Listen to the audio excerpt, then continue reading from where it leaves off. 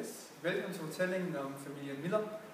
Vi er en familie på 6, som vi er flyttet fra landet af, hvor vi normalt dyrker korn.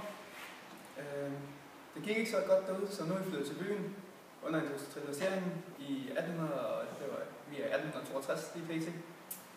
Vi er flyttet til byen, og det går rigtig godt lige pt. Vores 3 sønner, Egon, Benny og Kjeld. Egon som den yngste, som er skorstenfejer. Han har lidt problemer med lungerne, men ellers han har nok at se til. Så vores anden ældste, som er Benny, han arbejder på et jernstøberi, hvor Kjeld også arbejdede tidligere, men han er desværre lige flyttet til USA, da der ikke var så stor brug for arbejdskraft lige pt. Så han har blevet lovet noget jord derovre, og vi håber, det går rigtig godt for ham. Vores datter, Lise, hun arbejder hjemme sammen med mutter, og vi har lige fået en ovn fra jernstøberiet af fra Benny af, som han har været rigtig dygtig til at lave, så den har vi godt med. Jeg arbejder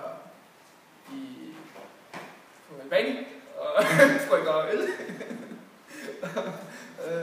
Og det går også rigtig godt. Albani, prøv lige at sige det der. Jeg kan stadig ikke arbejde i Albani, når det er Manchester. Det er også